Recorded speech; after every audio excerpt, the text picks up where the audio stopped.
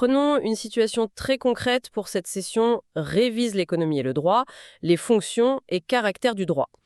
L'envie de débrider une trottinette électrique pour dépasser les 25 km/h est parfois très forte. Ah oui, c'est une tentation assez courante, mais la loi impose une limite stricte pour garantir les sécurités de tous sur la voie publique. Et justement, notre plongée au cœur des sources aujourd'hui a pour mission de faire comprendre facilement ces notions essentielles. Maîtriser ce cadre juridique, c'est la clé pour réussir l'épreuve du baccalauréat avec succès. Complètement.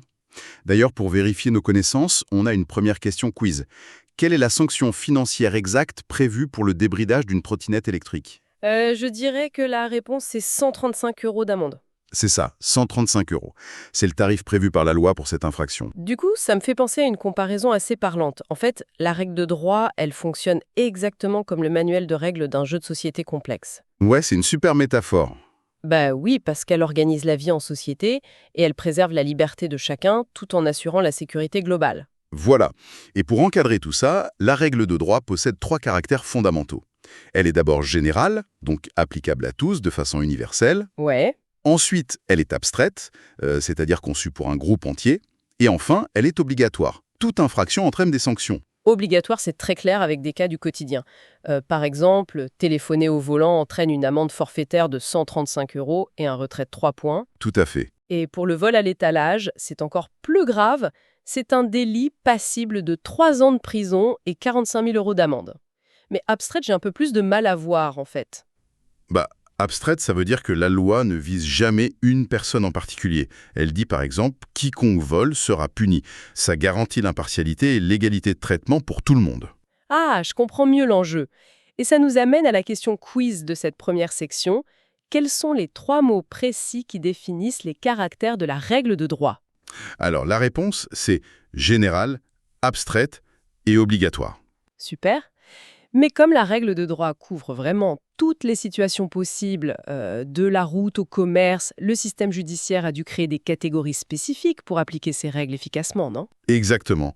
C'est pour ça qu'il y a plusieurs branches du droit. Parce que je me demandais comment le système différencie la gestion d'un litige commercial et la punition d'un vol, par exemple. C'est pas du tout la même chose. En fait, c'est séparé en grandes branches. Le droit public gère l'intérêt général entre l'État et les citoyens.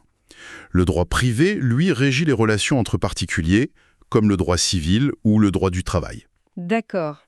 Et on a aussi le droit mixte qui inclut le droit pénal. Son rôle, c'est vraiment de punir les infractions. Donc les objectifs sont bien distincts. Le droit civil arbitre les conflits et accorde des dommages et intérêts suite à un dommage causé, C'est ça. alors que le droit pénal, lui, il punit les actes répréhensibles par des amendes ou de l'emprisonnement via les tribunaux correctionnels. C'est un excellent résumé, ce qui nous amène direct à la question quiz de cette partie. Quelle branche du droit a pour objectif de verser des dommages et intérêts suite à un conflit entre 2 personnes privées? C'est le droit civil? Exactement, la réponse est le droit civil. En résumé, pour clôturer cette analyse, le droit organise la société grâce à des règles générales, abstraites et obligatoires. Des règles qui sont ensuite réparties en branches distinctes selon la nature du conflit, civil ou pénal. Absolument. Et maîtriser ces mécanismes fondamentaux, ça permet vraiment d'aborder l'examen du baccalauréat avec une immense confiance. C'est la garantie d'une belle réussite. Je suis entièrement d'accord. Et pour finir, je soulève une petite réflexion provocatrice. Sachant que le droit préserve la liberté en imposant des règles strictes, à quel moment exact une règle de sécurité devient-elle une limitation excessive à la liberté individuelle? Ça, c'est une excellente piste de réflexion pour aller plus loin. Révise ton bac avec Choisis ta formation et ton métier. D'autres thèmes sont abordés sur la chaîne YouTube. Abonne-toi.